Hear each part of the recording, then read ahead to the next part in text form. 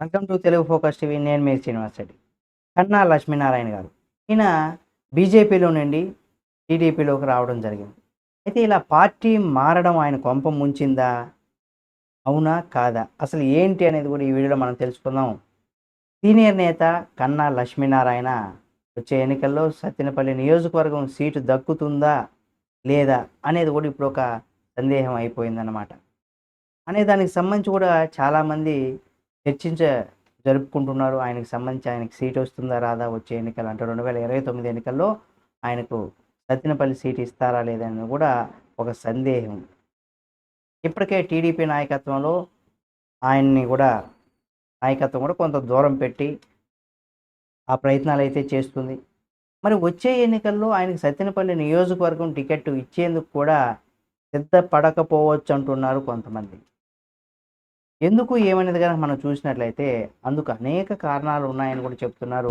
కన్నా లక్ష్మీనారాయణ వయసు రీత్యా కూడా ఇక్కడ ఆయన వయసే సమస్య కాకుండా ఇక జనంలో పెద్దగా తిరగలేని పరిస్థితిలో కూడా ఉన్నారు. ప్రస్తుతం టీడీపీలో అంతా కూడా యువత మాత్రమే ప్రధానంగా వినిపిస్తూ ఉంది. ముఖ్యంగా టీడీపీకి పట్టున్నటువంటి గుంటూరు జిల్లాలో టీడీపీ హైకమాండ్ ఎవరికి టికెట్ ఇచ్చినా అది నిజంగా వారికి వరంగానే చెప్పుకోవాలి. తిరుగులేని నేతగా, సీనియర్ నాయకుడిగా కాపు సామాజిక వర్గంలో కన్నా లక్ష్మీనారాయణకి తిరుగులేదు. ఎందుకంటే ఒకప్పుడు కాపు సామాజిక వర్గానికి అన్నానే ఒక బ్రాండ్ అంబాసిడర్‌గా ఉండేవారు.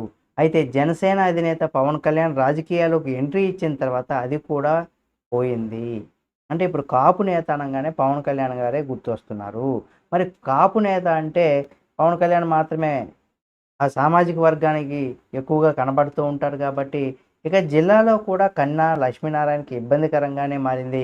కమ్మ సామాజిక వర్గ నేతగా ఎక్కువగా ఉన్నటువంటి ఈ జిల్లాలో ప్రధానంగా టీడీపీలో ఉంటే జిల్లా పార్టీకి కూడా పట్టు ఎక్కే అవకాశం లేదు.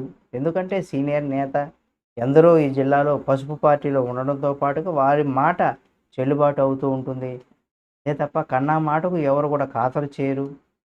బీజేపీ నుంచి టీడీపీలోకి రాయపాటి సాంబశివరావు వంటి బలమైనటువంటి నేతలే వయసు ప్రభావంతో ఆయనను కూడా పార్టీ పక్కన పెట్టినేసిన విషయం కొందరు గుర్తించుకుంటూ ఉంటారు. బీజేపీ రాష్ట్ర అధ్యక్షుడిగా పనిచేసినటువంటి కన్నా లక్ష్మీనారాయణ తర్వాత ఆ పదవీ కాలం పూర్తి కావడంతో తనకు రాజకీయ పదవులు ఏవి దక్కవన్న నిర్ణయానికి వచ్చినటువంటి ఆయన 2024 ఎన్నికలకు ముందు టీడీపీలో చేరారు.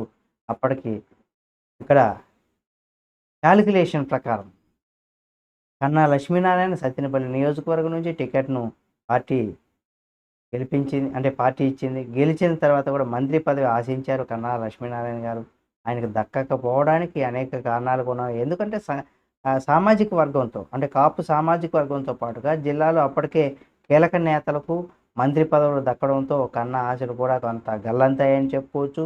వచ్చే ఎన్నికల నాటికి ఇక వచ్చే ఎన్నికల నాటికి చూసినట్లయితే కన్నా స్థానంలో కోడెల శివరాం పేరు కూడా ఖరారు చేసేటువంటి అవకాశం ఉంది. పార్టీలో పెద్ద టాక్ అయితే నడుస్తుంది. ఎందుకంటే గుంటూరు జిల్లాలో కమ్మ సామాజిక వర్గంలో కోడెల కుటుంబం కూడా రాజకీయంగా ఇక్కడ తొక్కేసిందన్న అభిప్రాయాలు చాలా బలంగానే వినిపిస్తున్నాయి. ఎందుకంటే కోడెల శివప్రసాద్‌కు పల్నాడు జిల్లాలో ఒక ప్రత్యేకమైనటువంటి గుర్తింపు అయితే ఉంది.